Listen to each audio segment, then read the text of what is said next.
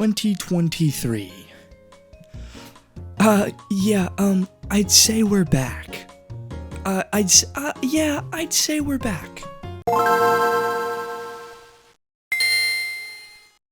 2023, best year for movies in a long time, in my opinion, probably since 2019, the year where nothing weird happened at all. Nothing changed. It's all the same.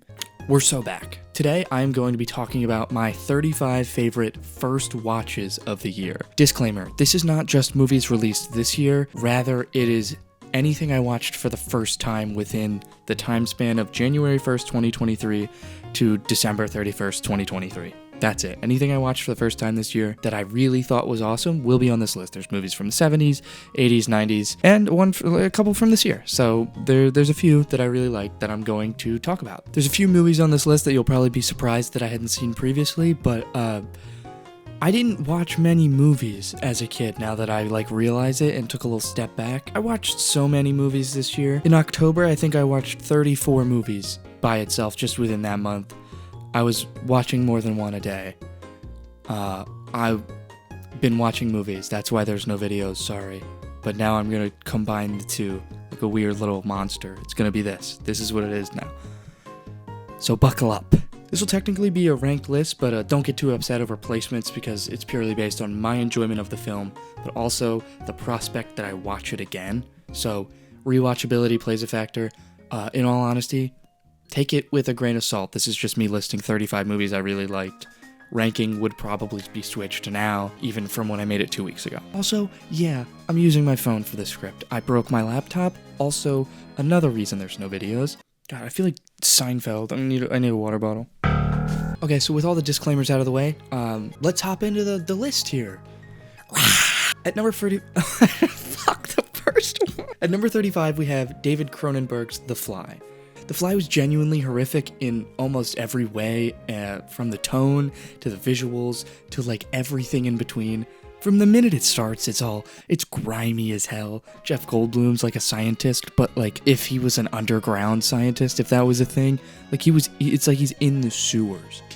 It was so bleak for the entirety of the runtime, and I can't imagine the reaction when it first came out, if I was to see that in the year it came out, which I don't remember. Dude, I'm opening Letterboxd on my phone during a video. We're so in here. 1986. If I was to see this in 1986 in the theaters, I probably would have shit my pants. It was that weird for the time, I imagine. The prosthetics and effects to make Jeff Goldblum look like the most grotesque hybrid species of a human and a fly.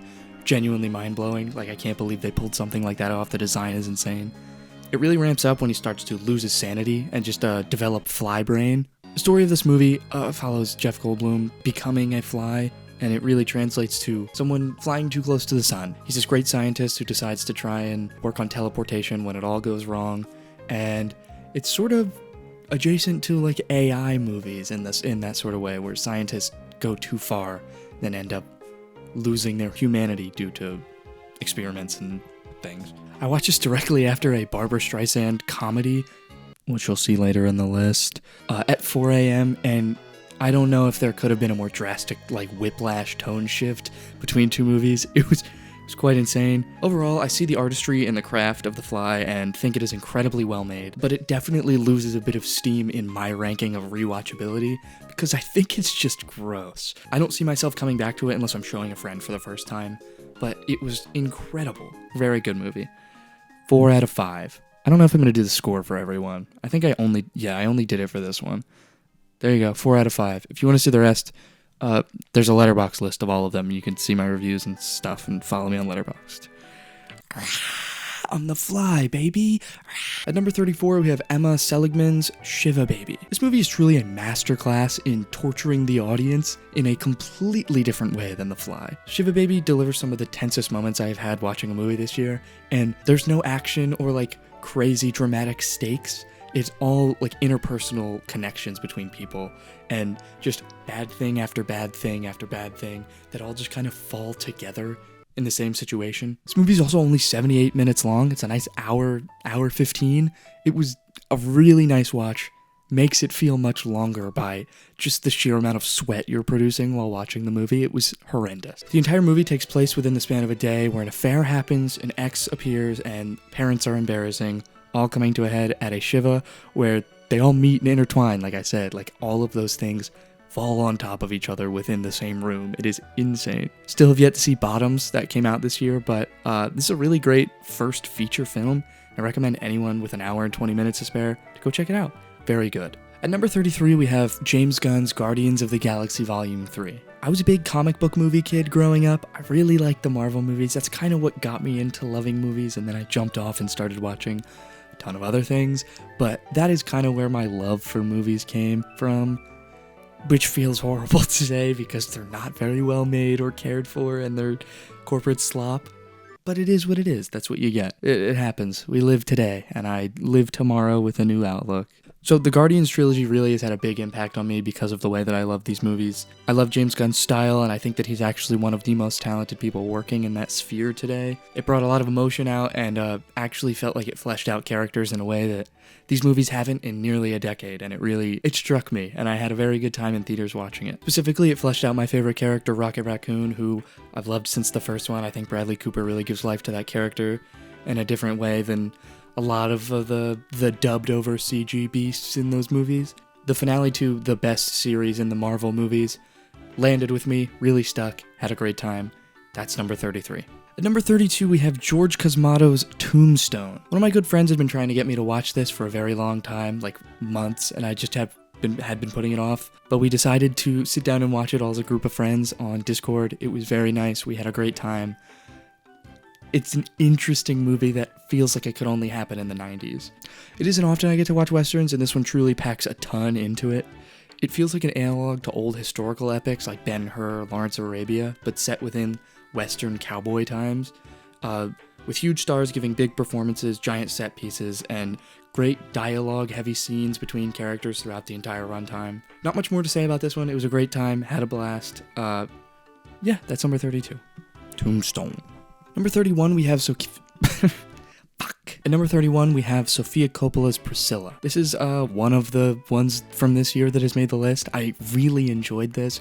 Got to see it right at the end of its run in theaters. Thought it was really good. I wasn't super thrilled about this movie before going into it for no real specific reason other than that I am not a big biopic guy, and also I'm not really a big Elvis guy. Baz Luhrmann's film was like one of the worst theater experiences I've ever had.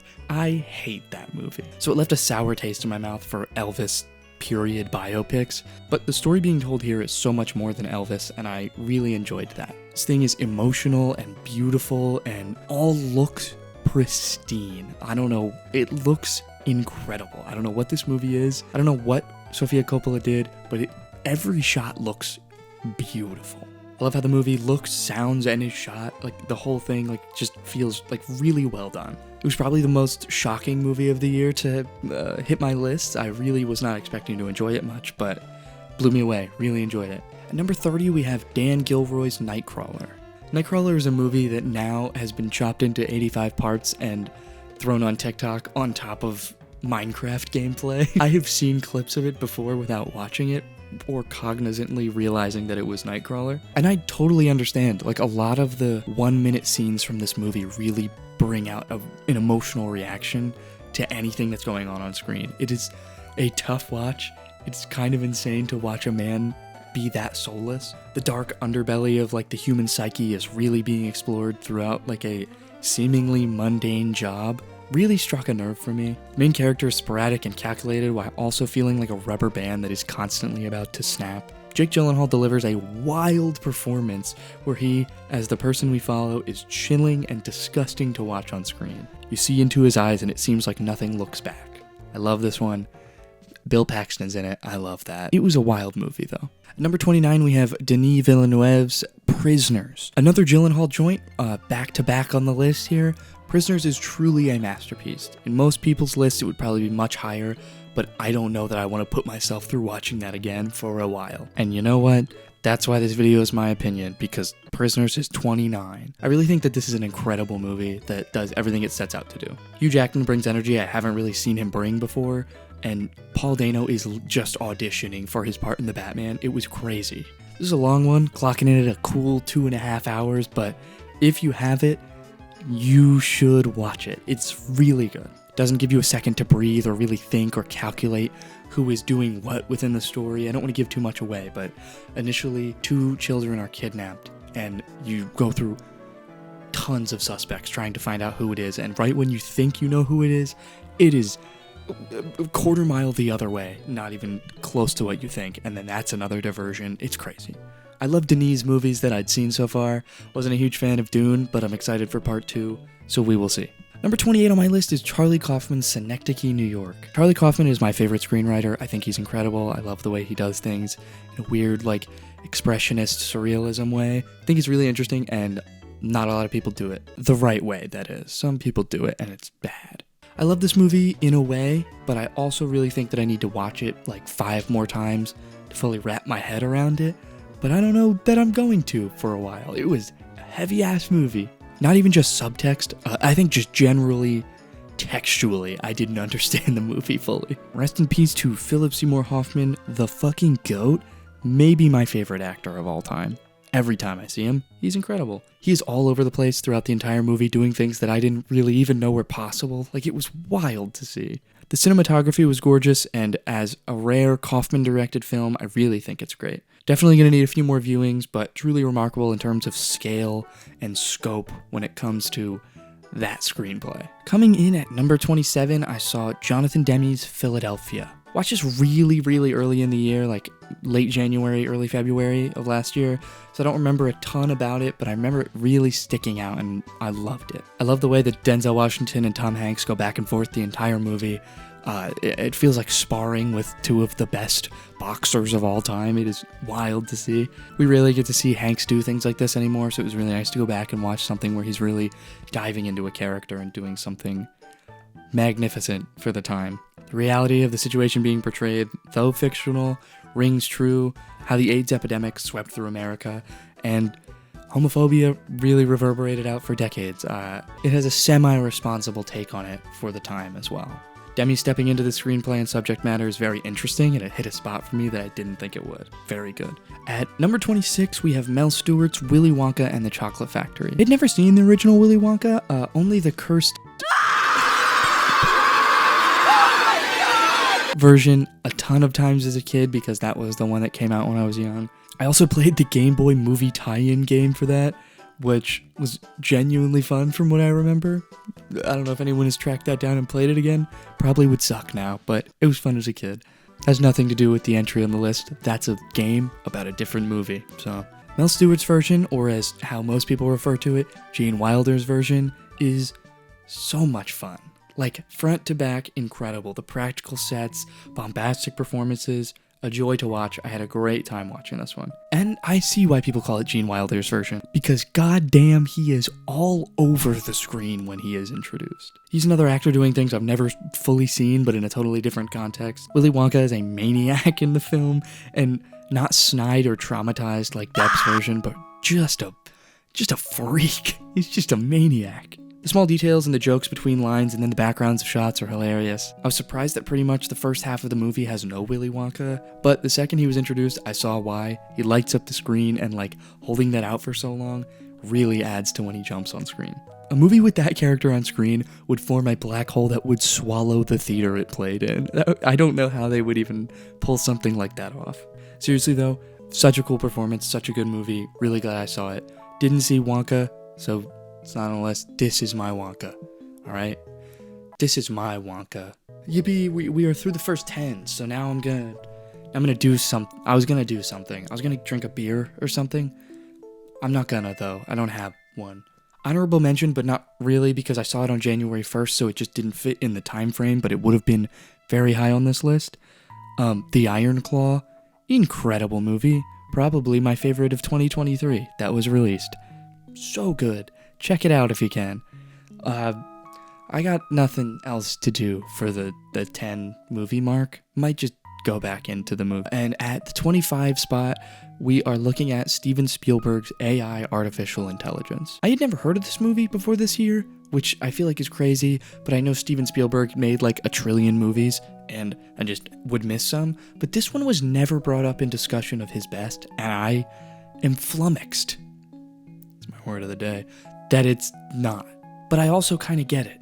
It's weird. This is a posthumous collaboration with Stanley Kubrick, who I think might be one of the least similar filmmakers to Steven Spielberg I could think of, and it made me sob for like an hour. I'm going to be spoiling this one, and it's going to be a long entry. This one really struck a nerve with me.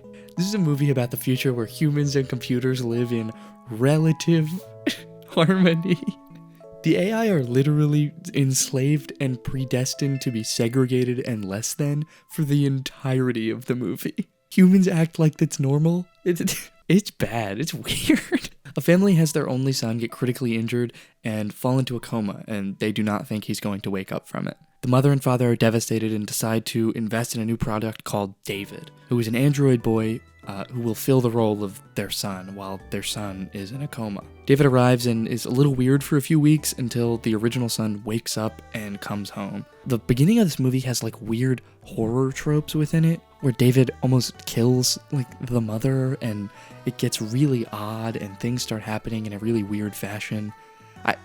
The word I keep using for this one is weird, but that really is what it is. After a few incidents happen between the human son and the android son, David ends up being ditched on the side of the road by his mother, and the rest of the story is him trying to find his mother so he can make her love him. It's like genuinely, it gets me all teared up. I wrote in here, I'm tearing up writing this, so future Billy is probably also tearing up reading this. Getting there. I don't know what it is. It's weird. It's intensely emotional. Please watch this movie. It's sappy, sentimental Spielberg, and it also has this weird, gut-wrenching coldness that Kubrick brought to the table a lot of times. Connects to a weird, primal, like childhood feeling of being a kid and being alone, and it is weird. I said it again. Great movie. Weird movie. Please check it out. Number 24, we have Celine Sciamma's Petite Maman. Petite Maman is a French film that I had recommended to me in the middle of this year and had about an hour to kill and decided to watch it then because it's relatively short. This is like the opposite side of the same coin as AI. It explores almost the opposite point of view of that movie. It really made me sad. It's a movie that makes you think about when your parents were also kids and the fact that like everyone's just kind of a person, and it's a tough one to wrap your head around. Sciamma is a filmmaker I am pretty much unfamiliar with. I'd never seen A Portrait of a Lady on Fire, but I'm looking forward to checking out more of their work. I don't want to give too much away because this movie, like, you really should go watch, and it's short, and I don't want to spoil, like, how you find revelations about what's going on, but check it out. It's on Hulu, I think. Not sponsored. It's just on Hulu. Number 23, we have David Fincher's Seven. I was gonna make a dumb joke about, like, the number being a different number like number 7, number 20. Didn't find it, so I'm just telling you that I was going to make a joke, so laugh at that one. I did a bit of a Fincher watch through this year. I was listening along to the Blank Check podcast, and they just started doing Fincher, so I was like, let me watch along. I haven't seen a lot of these movies, and almost every movie he's made is a classic, so I should. So I checked them out, and Seven really blew me away. Having done a watch through of his filmography, I think I have a pretty good grasp on what David Fincher is trying to say within different things, and I feel like Seven really hits on that in a gross and grimy and dirty way. And I love a cop movie, love a neo-noir. Fuck cops, but it's a fun movie. We have David Cronenberg's Videodrome. My viewing of Videodrome was almost entirely based off seeing one of those prestige movies you need to see as a film freak lists on Letterboxd. Just clicked on it, decided it was time to watch it. Had never heard of it before. I was blown away by this film, though. It was truly, truly incredible. The gory prosthetics and the practical effects, on top of like a really succinct and creepy plot about a man being brainwashed by screens around him, did it for me. I don't know that I have much more to explain about this one, just kind of a great flick. I guess I can tack on a sort of sidebar here and say that I love this era of like 80s to 90s, sort of mid to low budget action horror movies. They're really my bread and butter. You're gonna see a bunch more later in the list. I love the inventiveness of this movie and finding new and interesting ways to make things look rad as fuck. Coming in at number 21, we have the Coen brothers Raising Arizona. I had a big year with the Coens and also Sam Raimi. That little group they had in the 90s was really interesting to me, and I started watching a lot of their movies. I think the way that they make movies is somewhat lost in the films we see coming out today, and I, for one, really wish it wasn't that way. I'll go more into the Coens and Raimi later, but Raising Arizona was truly jam-packed with fun the entire time. Nick Cage is weird and funny and young in this one. It's really weird to see him young. He's giving a wiry performance, just doing comedy as well as like action stunts in the same thing. It's very interesting. The plot revolves around Nick Cage and Holly Hunter deciding that the owner of a mattress empire has too many children and he could afford to just let them have one. So they steal one of his kids and are on the run, and it's a chase movie pretty much the whole time. Meanwhile, there are two Dumb and Dumber-esque criminals that are living with them, while a character that looks like Lobo from the DC universe chases them on like a hell bike with shotguns. Has one of my favorite chase scenes ever that goes on for so long and is so funny. Raising Arizona is a blast. I loved it. Another great, like, early movie in someone's filmography. Next! We have George Miller's Mad Max 2, The Road Warrior at number 20. This is so me vibes, though. I'm so Mad Max coded. If it was the apocalypse, I would definitely be Mad Max. My bad. But let's go. Let's go right now, dude. This movie is so sick. It's so awesome. There's not much I'm gonna say to like the effect of why. It's just kind of it's awesome. It's vibes. It's so chill. This is an action movie though. This is kind of the blueprint for modern action. I love it. Hardly any dialogue, just cars going fast and weird freaks yelling and wearing insane clothes in Australian post-apocalyptic deserts. Mel Gibson is one of these guys in real life, but he's also great at being Mad Max in this movie. I have yet to watch Thunderdome or Fury Road, but plan to try and like wait for Furiosa to be released, so they'll like re-release Fury Road in theaters so I can see it there. I feel like that's the best theater experience, so I'm gonna try and wait. I don't know, man. Mad Max just rips, and I love it, and I had a great time. Coming in at number 19, we have Matt Johnson's Operation Avalanche. I had never heard of this movie until seeing a friend of mine on Letterboxd review it and thinking that the poster looked interesting. And then I decided to check it out, knowing that Matt Johnson would be, at the time, directing the upcoming Blackberry movie. Operation Avalanche is a movie that holds no comparison in my heart. I truly don't think I've ever seen a movie like it. It is so inventive and different from the way movies are made. It's very unique. Matt Johnson plays himself as the lead of this film, faking the moon landing for the CIA during the space race. This film also has one of the best chase scenes I've ever seen, shot on handheld, and it's like a big oneer through a car. Very, very, very good. It's the climax of the movie. It's so good. First watch of this movie truly blew me away and blew my mind. Made me recommend it to everyone who mentioned movies for like 3 weeks. Please go check it out. You are now one of the people I'm recommending it to. Number 18, woo, let's go. Number 18. Number 18 is Robert Eggers' The Northman. I love Robert Eggers. He is one of my favorite working directors today, and I really enjoy all 3 of the movies that he has had out, like the 3 features. The Northman was seriously something special. A large-scale epic set in Viking times with Alexander Skarsgård, Anya Taylor-Joy, Nicole Kidman, Ethan Hawke, and Willem Dafoe. Hit every spot for me. It clicks on every level. It's incredible. The film's utterly gorgeous for every second of the runtime. Kept me fully engaged with the story, and it just looks great. It's awesome. It's such a good movie. It is such a dad movie too. Watch this one with your dad. It's a dad-ass movie, bro. Haven't watched it since earlier in the year, so I'm definitely gonna need to revisit this ASAP. Maybe there's a follow-up with Robert Eggers' filmography. Maybe that's a video I'll make. Running out of battery life, I got a speed. At number 17, we have Paul Verhoeven's Total Recall. Verhoeven is another director whose films I really fell in love with this year, and there are 2 more on this list way above this one, so just wait. Total Recall is just action-packed and really cool. Like, for that time, it's just a cool-ass movie. Arnold gives a very fun performance playing a man who is some sort of sleeper agent who decides to liberate the people and the mutants of a civilization set up on Mars, threatened by a corporation who controls the air. Sounds wild, and it is. The action is spectacular. The practical effects and sets throughout the entire thing are amazing. There's a scene at the end where there's no oxygen, and they make prosthetic heads of Arnold Schwarzenegger and 2 other of the actors I forget the names of, that where the eyes are popping out and they're bleeding all over. It's insane. This is another one of those 80s, 90s movies I was talking about earlier. So is the next entry in this list, which is Sam Raimi's Army of Darkness at number 16. I am fascinated by Sam Raimi. How he conducts himself professionally while also making some of those batshit insane movies of the 90s and early 2000s. Love his Spider-Man films more than life itself, and decided to finally check out the Evil Dead franchise. Got a DVD from a friend of mine of the first Evil Dead, and then we decided to watch all 3 of the originals and had a great time. Army of Darkness is silly, funny, beautiful to look at, and set in like weird Anglo-Saxon historical era castles and knights and shit. It's fun. Bruce Campbell is such a star, and I'm glad that these exist to show that, even if he didn't get too many other breakout leading roles. The 3rd installment definitely leans more on the humor aspect, which I felt was positive because I really thought that was some of the strongest parts of the 1st and 2nd one, even though it's more heavy in the 2nd one. The horror comedy is hard to come by and hard to do correctly these days, so to see it pulled off so seemingly effortlessly is astounding. Set pieces, the jokes, the effects, the performances, it all pulls together, and I loved it. We are now another 10 movies in, and I said again on my script to drink a beer or do something, and I'm out of things to do, so I'm just gonna come back in a second. At number 15, we have Martin McDonagh's Banshees of Inisherin. I missed this during 2022 and kept hearing about it, so I decided to check it out. Banshees of Inisherin felt like a classic instantly while I was watching it.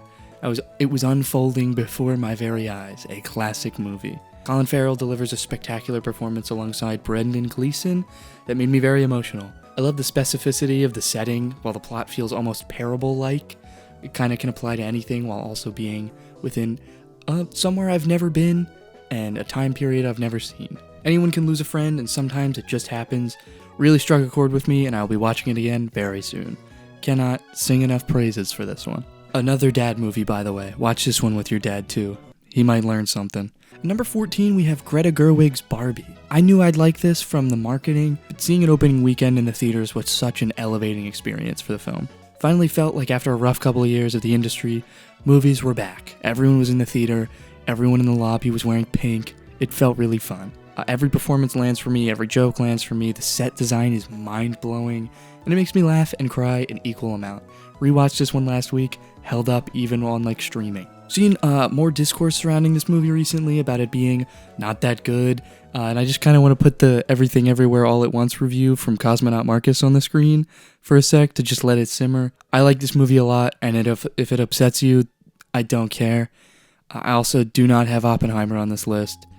Didn't gel with me as much as it did for a lot of others. Thought it was pretty good though. Plan on rewatching it, don't know when. It's really long, sorry. Great movie, just isn't one of my favorites. Barbie, on the other hand, great film, holds up. Greta Gerwig is a great filmmaker, one I'm very excited to see make more. Wonder if the focus fucked up when I dropped the camera. It's probably fine. At number 13, we have another wild shift with David Fincher's Zodiac. This is his magnum opus to me. This film is mind-boggling. It is so good. It is nearly 3 hours while also feeling like a light breeze to watch while being heavy. Gyllenhaal and Ruffalo light up the screen, and Robert Downey Jr.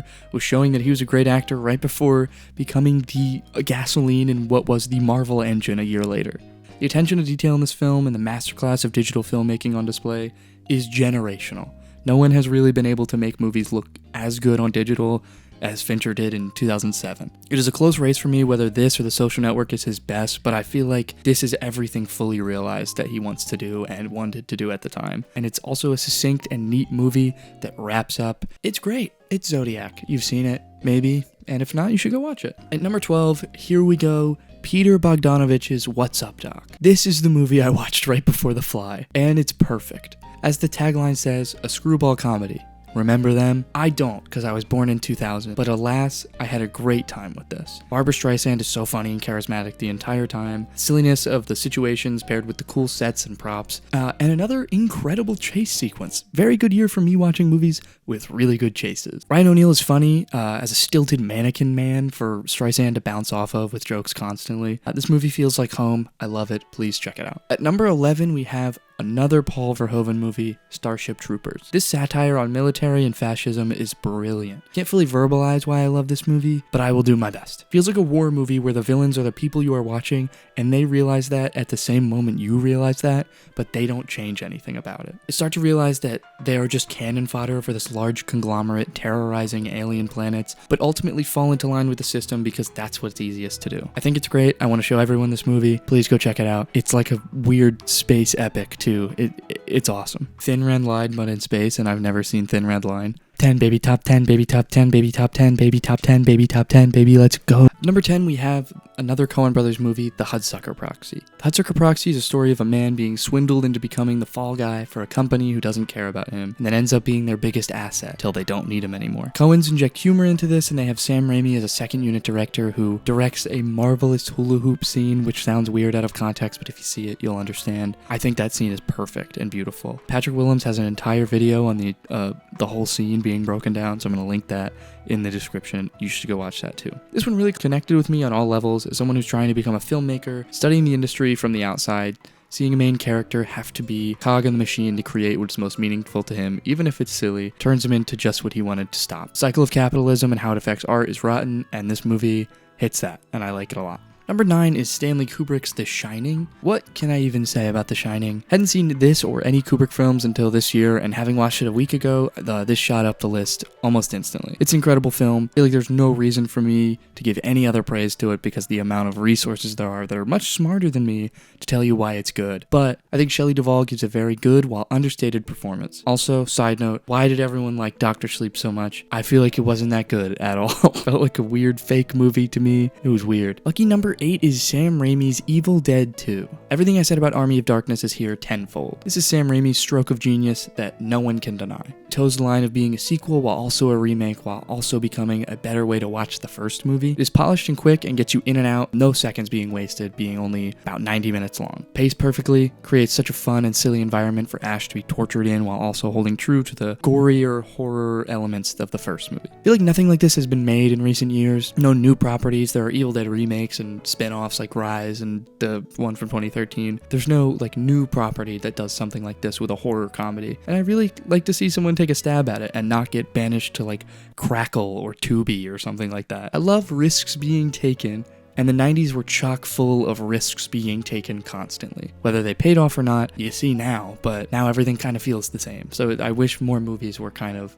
taking those risks they were taking back then. Evil Dead 2, though, pays off in every single way and holds up perfectly now, so go watch that. Number 7, we have my favorite movie that was released in 2023 with Jeff Rowe's Teenage Mutant Ninja Turtles Mutant Mayhem. That was a lie. I wrote this the day before I saw Iron Claw. This is now my second favorite movie from last year. I cannot express enough how much fun I was having watching this movie. I love the Ninja Turtles. This was everything I wanted and like 300% more. I think this is the definitive adaptation of the Ninja Turtles. I think it's so good and better than anything we've gotten in a long time. It feels modernized in a fun way, and like, yeah, they say Riz and like cringe shit, but they're kids, and I think that's fun, and I think not every kid needs to have like young Sheldon IQ in movies now, so I think it's cool to just let kids be kids in movies. I think it's cool and fun, and I had a good time. Cannot wait for every subsequent movie and TV show for this franchise. I will watch every second. My ass will be seated.